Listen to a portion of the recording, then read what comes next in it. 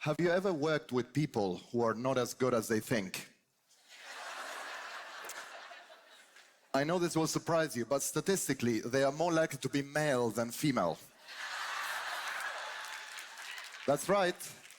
Men are typically more deceived about their talents than women are. They are also more likely to succeed in their careers. That's because one of the best ways to fool other people into thinking that you're better than you actually are is to fool yourself first. This is why you may not just have worked with people who are not as good as they think, but also for them. Unfortunately, being unaware of your limitations increases your probability of being a boss. I'm an organizational psychologist. I use science and technology to predict and understand human behavior at work. One of the areas that fascinates me is the relationship between gender, personality, and leadership. More specifically, how gender and personality shape our choices of leaders and how those leaders then impact organizations. Discussions on gender tend to focus on the underrepresentation of women in leadership, which is more or less universal. Anywhere in the world, well, outside Iceland perhaps, the vast majority of leaders are male. But a bigger problem is the fact that most of these leaders are incompetent. Indeed, whether in business or politics, most leaders have very negative effects on their followers and subordinates, causing low levels of engagement, trust, and productivity, and high levels of burnout and stress. Just Google "my boss is" to see what most people think of their managers. And maybe, just maybe, feel a bit better about your manager. Crazy, abusive, unbearable, toxic, and some other things that are just too rude to repeat here. So the main question we should be asking is not why there aren't any more women leaders, but why so many incompetent men become leaders. My research suggests there are three main reasons for this.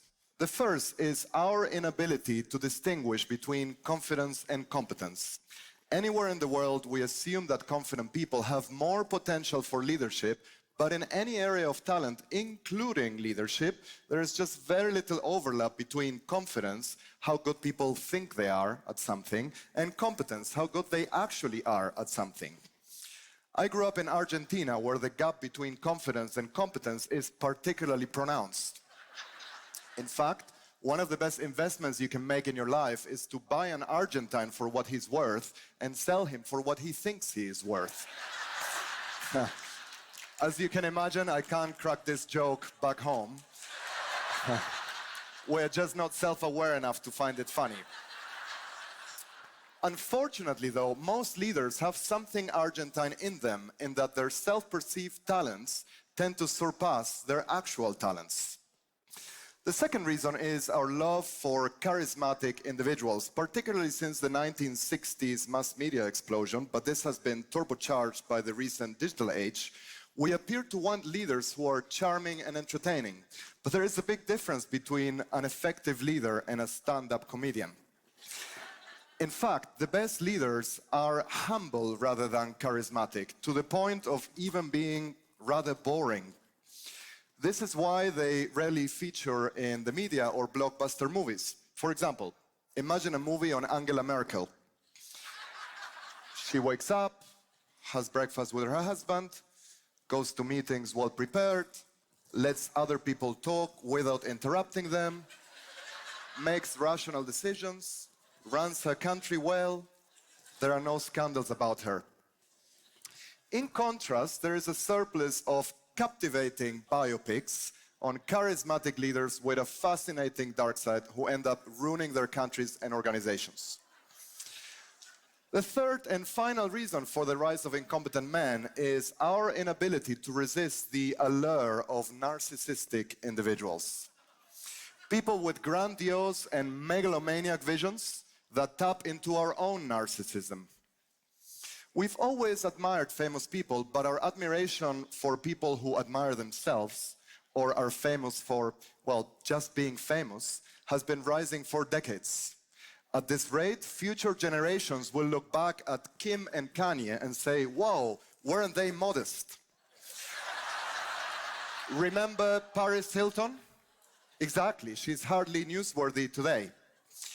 In line, much of the popular advice that focuses on helping people become leaders nurtures and promotes a narcissistic mindset. Love yourself no matter what. Don't worry about what people think of you. If you think you're great, you are. Unfortunately, this creates a surplus of leaders who are unaware of their limitations and unjustifiably pleased with themselves. They see leadership as an entitlement and lack empathy and self-control, so they end up acting without integrity and indulging in reckless risks. In contrast, the best leaders manage to keep their narcissism in check. They care a lot about other people, including what they think of them, and spend a great deal of time worrying about their reputation, which is why there are very few scandals about them. So how then do we stop incompetent men from becoming leaders? The first solution is to follow the science and look for the qualities that make people better leaders, especially when they don't usually make people leaders. There is a pathological mismatch between the attributes that seduce us in a leader and those that are needed to be an effective leader. If we want to improve the performance of our leaders, we should start by focusing on the right traits. Instead of falling for people who are confident, narcissistic, and charismatic, we should promote people into leadership because of their competence, humility, and integrity. Incidentally, this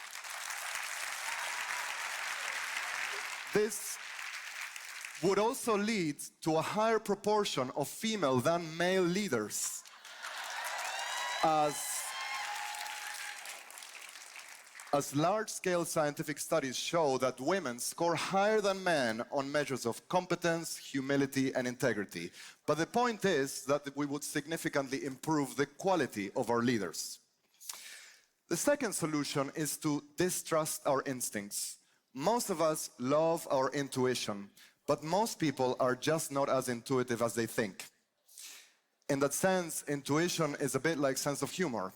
90% of people think they have a fantastic sense of humor. How many people are actually funny? 10%?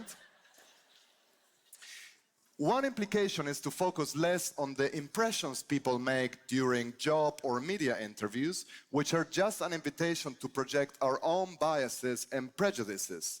Note that even when we have good intentions, it is not easy to overcome this. For example, unconscious bias training will rarely help you ignore that the person in front of you is white, female, or attractive. In fact, the more you try to suppress certain thoughts from your mind, the more prominent and present they become. So, the last thing we should be doing if we want to improve the quality of our leaders and help more women get to leadership positions is to not lower our standards when we select women, but to elevate them when we select male leaders. This means not asking women to behave more like incompetent men. For example, asking them to lean in even when they don't have the talents to back it up, or spend more time on self-promotion or advancing their own personal interests. It also means not ruling out men because they lack the traditional masculine features that match our flawed leadership archetypes. To the extent that we can do this, we will end up with better leaders, but progress starts with each and one of us. If we want to improve the competence level of our leaders, we should first improve our own competence for judging and selecting leaders, especially when they are men. Thank you.